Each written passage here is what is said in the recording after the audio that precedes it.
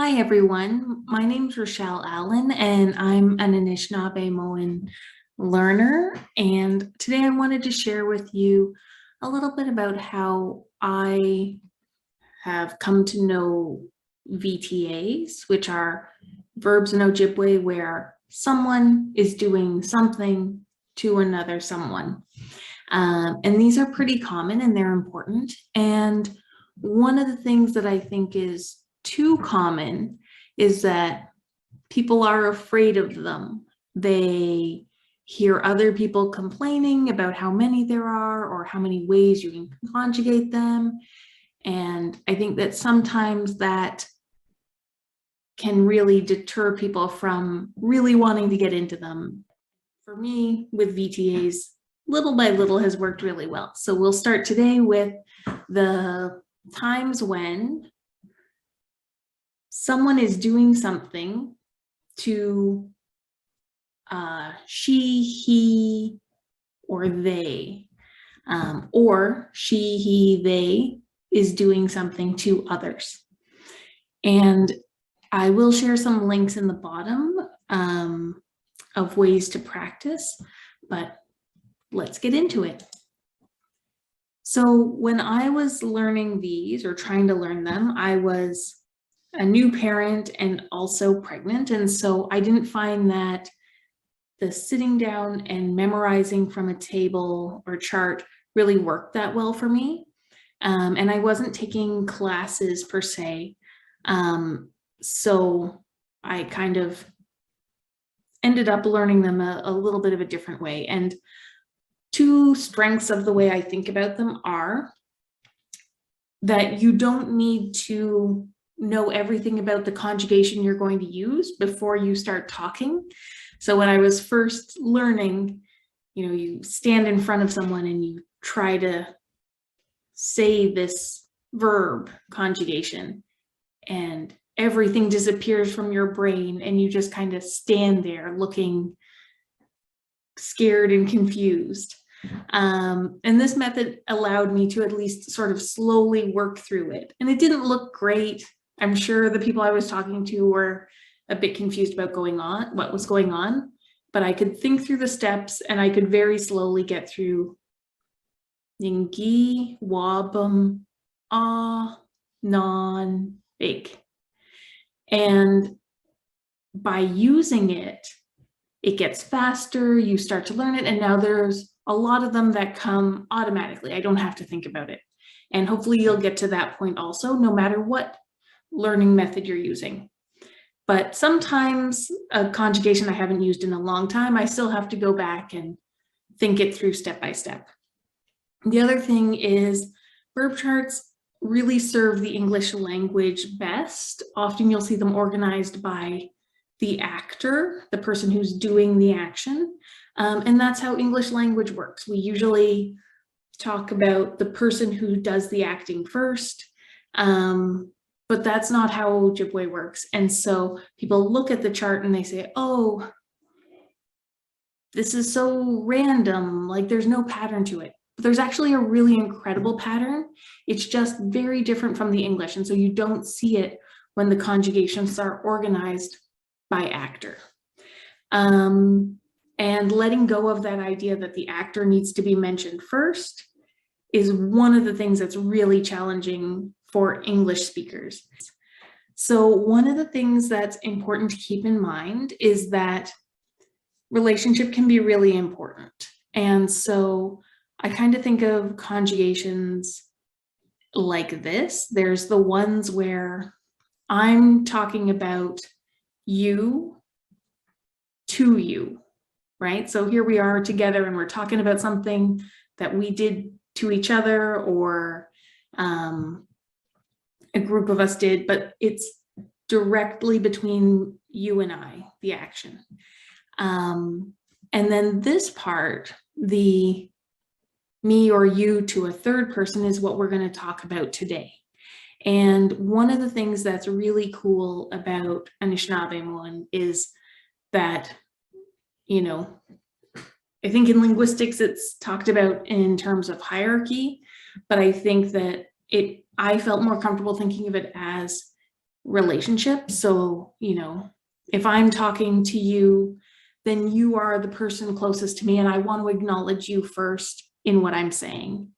And so that relationship between the two of us is really important. And so if that's involved, I mention it first, and then I work my way through, you know, the third person, the fourth person, that kind of thing. So less, to me, of a hierarchy, even though I know that's what it's called, but more about like honoring our relationships and acknowledging how our speech changes based on it. The same as like, you know, if you were here in a conversation, I wouldn't refer to you as a third person. Like I would talk to you the way we're used to, in the way that is properly respectful. And I think that that's what we all want to do in all of our languages. And so let's get into the actual conjugating of the verbs. Okay, so I mentioned before this pattern works for verb conjugations that include wiin or wiinawaa. So that's she, he, it, animate, they, singular, or plural. And the way you get started is, or the way I work through it is through 4 individual questions for 4 spots in our conjugation. And you won't always need to use all of them, but I'll walk you through them. So the first spot comes before the verb. And in this spot, what we're going to do is solely acknowledge whether you, Giin, the person I'm talking to, is involved in what I'm discussing or not. And so if you are involved, so if Giin is involved, I want to put a ge in front of the verb. Ge, sort of like Giin. You may also know it as you or to. And if you're not involved, but I am, then I want to say ne. Me could also be called I, Niin, or one, first person. And so that's all we're going to do at this point.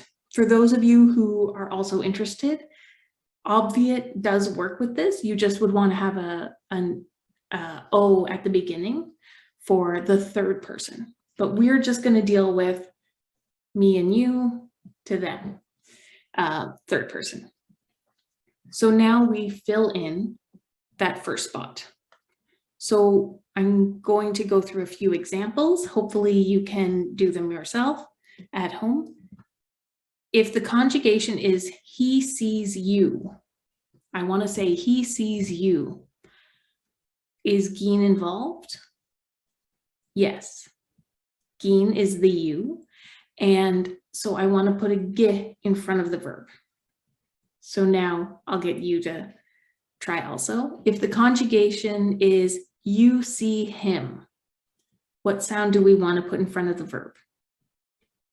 Ge, again, because there's a you or Giin in it. I want to say I see him. So Giin, you, is not involved.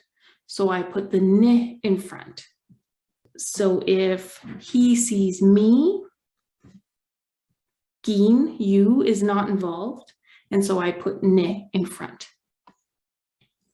And that's our entire first spot.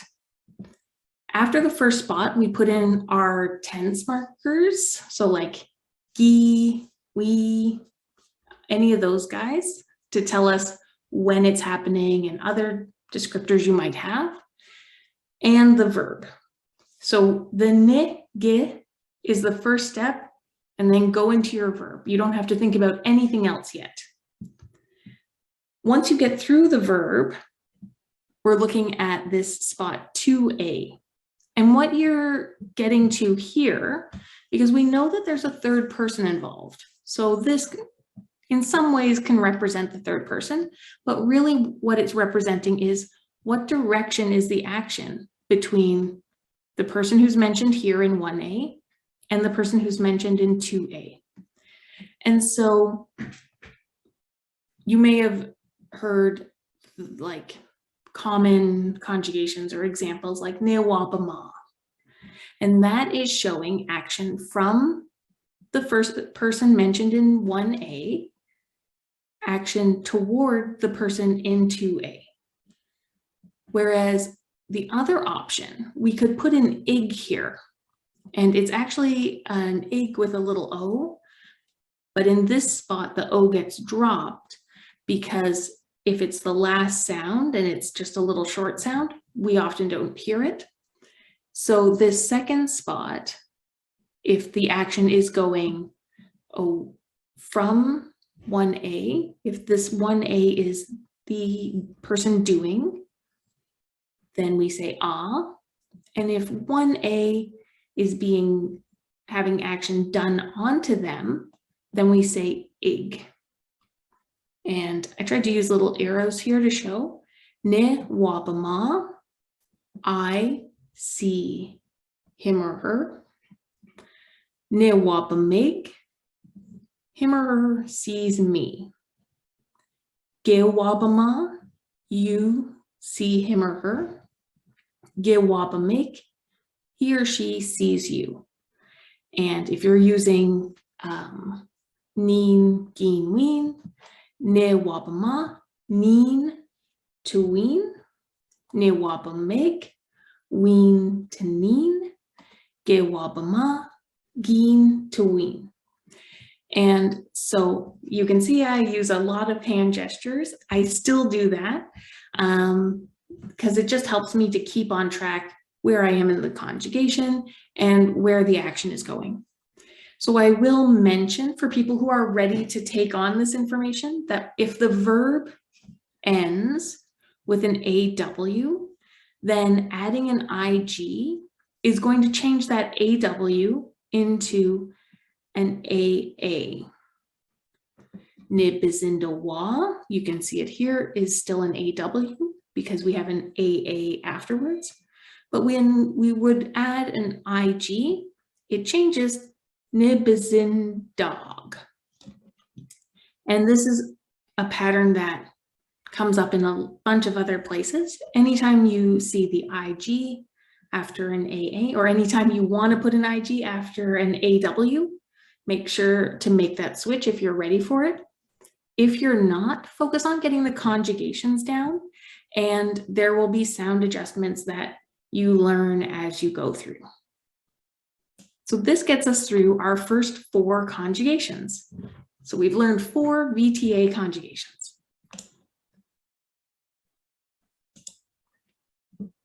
When we want to fill in this third spot, you'll notice that they're color-coded, and that's because this spot is telling us about the plurality of the first one.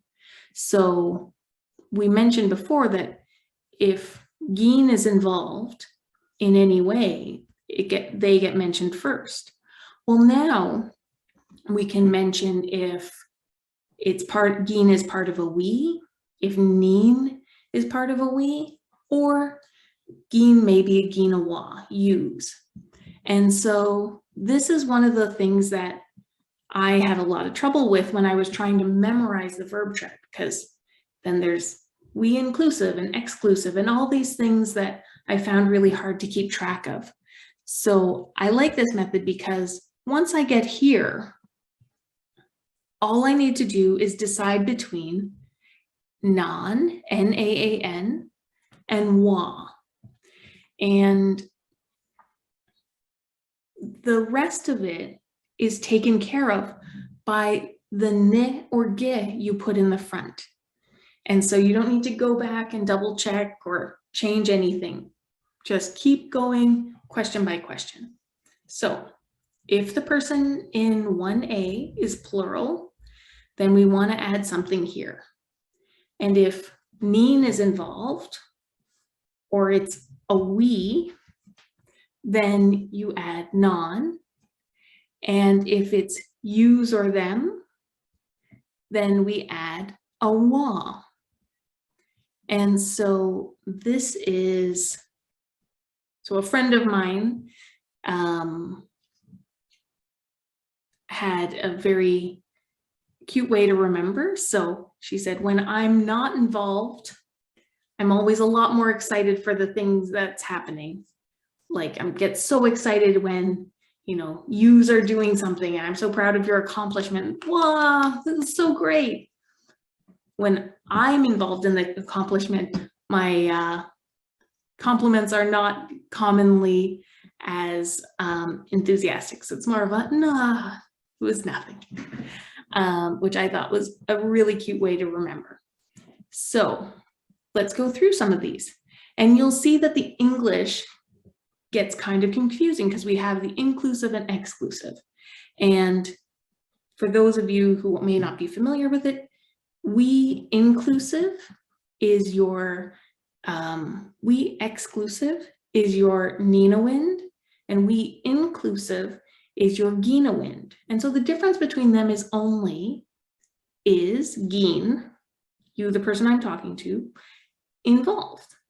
And so I often try to remind people that when we're going through these, a lot of the challenge is just dealing with the English.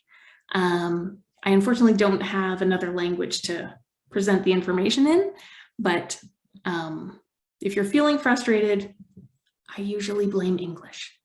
So we inclusive see him. So we start with the inclusive tells us that Giin is involved. So we put ge in our first spot. And then we have wabam, our verb. And now we see that the ge is doing to him. So we add the ah. And now we ask ourselves, is this a we or a use? And so it's a we, so we add non. Ge wabama non. So if I want to say he sees you plural, so this would be 3 to wiinawaa. So we start again, we see a you in what we're wanting to say. So ge, wabam, but this time the ge is the one who's having the action done to them. So since the third person is acting on the ge, we go to our ego. And now because our ge, who's in the first spot here, is not we. We're not talking about we, us. We're talking about you, plural. So we go with a wa in the third spot. We exclusive see him. So this is Niin sees wiin. Ne wabama non. And so you can see the spots here are color coded with the hearts and also with the descriptions. And for our final spot, right now we're just talking about, is the third person who we mentioned, sort of mentioned here, plural? And if they are, we add a G. And if they're not, we leave it blank. If you're using the same pattern for obviate, you would also have an N option here. But we're not going to deal with that today. So we're just asking, do we need a G at the end for a plural, a wiinawaa? So you plural see them. And these are getting to be quite, you know, complicated conjugations, but they all fit with this same system of questions. And so it's going to take a little bit of practice. I think learning these always takes a certain amount of practice, but hopefully this will make that practice a little bit easier. You can write them down, a little bit easier to remember and work through. You plural see them. So this is a wiinawaa, see wiinawaa. So ge, wabam, and we know that the ge, Giin person is doing the action. So we have an ah. It's a plural Giin. So we have our wiinawaa. And then them, the third person is plural. So we added G. They see us, inclusive. Ge wabam me go nanik. Oh, here's a good thing to point out. we do need some little slides. So a G coming after an N has this little I sound that comes in just to make it real smooth. And we'll also see some slides coming in when we will lengthen an O in the next slide. Gewapamigonanik. We exclusive see them. So again, exclusive means that Giin isn't involved. So ne wapamigonanik. They see us. Exclusive. So exclusive means Giin is not involved. Ne wapamigonanik. Gewapamananik. We inclusive. So the Giin is involved. See them. And the them plural is what adds our G. And in doing this, we've gotten up to 16 different conjugations already. They see you plural. Gewapamigowag. They see me. Ne wapamiguk. And this is what I just mentioned. We're going to look at it in our next slide, I believe, is that sometimes this third spot will be empty. And so we had our igu from our second spot. But when we add this second G, the O lengthens a little bit. There are other conjugations that are iguk. So we need an iguk. Newapamiguk. And there's an error here. This should be gewapamiguk. Couldn't do a presentation without at least one error. So here's an example showing if you don't use this second spot, you singular see them, gewapamag. And I left a little dash here just so you can actually see where that spot would be, because some of you may be familiar with these conjugations already, and anything you already know, a few of the conjugations you might know, you might have learned in songs or other places, and this will, all of that knowledge can help make the other conjugations more accessible. And so use all the information you have to make learning it more effective. So this is our whole system, and I've included for people who would like to include obviate, the two pieces you need, an O before and an N after, but I'm just going to talk about the non-obviate conjugations. So is Giin involved? If yes, ge before the verb, if no, ne. And then we put in our verb. Now we go to, sorry about that. Is the person in 1A doing the action or having the action done to them? So if it's going this way, it's ah. If it's going this way, it's ig. Then we move into our plurals. Is it we or use? If it is it plural, and is Niin involved? Because all of the we's include Niin somehow. And then in our last spot is the third person or wiin, plural. And I do have some notes about some of the slides and other sounds that pop up. When I'm doing this in person, I go through a few examples, but you can pause if you want to look at them. And these are all the conjugations that we've talked about today. So it's quite a few, and of course, you don't have them all memorized from the few minutes we've been talking today, but you can see that this pattern serves a high percentage of the conjugations in A form or in the independent form. And the few that don't fit in it are the ones that happen between you and I, and we'll talk about them another day. So I wanted to just take a minute. Here are some resources to work on practicing, and I'll walk you through one of them. The other is a Jamboard, And so when I was learning them, I used Post-its and magnets and all sorts of things just to practice moving the word pieces into position and reforming them. And well, what would it look like if this was singular rather than plural? And what would it look like if it was exclusive, not inclusive? And just really sort of being able to physically manipulate the pieces to help me learn. And so I made a Jamboard now that so many things are happening on the computer. When I'm doing a presentation, we work through that together. But I've also have made an app to help practice, and I will walk you through that shortly. I often use memes, so I really like using like the one where the two ladies are yelling at the cat to go through all the different conjugations. So, okay, pretend you're the blonde lady, and I want you to say to your friend, we are yelling at him being the cat. Conjugated. Now pretend you're the cat and say to your friend later on, those ladies were yelling at me, and work through.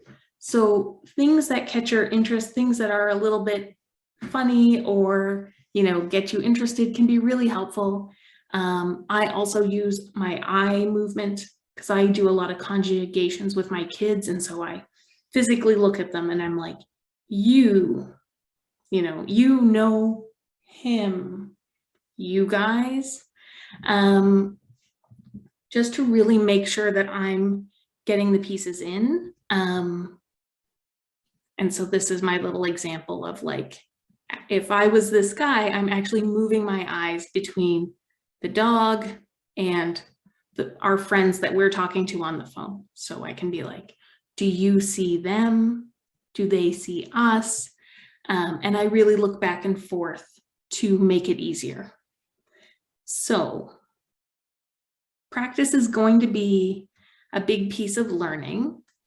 And one of the things I did to try and make that easier was made this little app, and I will have a link to it underneath. And what you do is you go through and you just click off which of the options you want to select.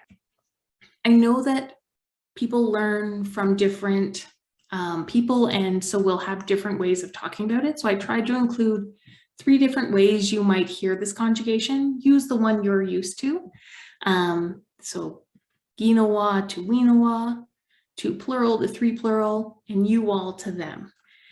And again, if you go to a workshop that uses a different vocab than you're used to, even though it's in English and it's only the English that's different, it can really throw you off.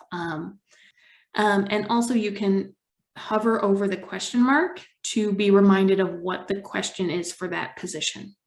So if we're going to do this one, wiinawaa to wiinawaa, is Giin involved? Yes. So G. Bizin dal. And so Giin is acting on 3rd person, so it's going to be ah. And then Giin is plural, but I'm not involved. It's not a we. And so it's a wa. And then our wiin is plural, wiinawaa. The other thing I like is wiinawaa, when you're doing it, is shows up pretty literally, Giin-waa. And so now you're going to press submit, and it'll tell you if you're correct or not.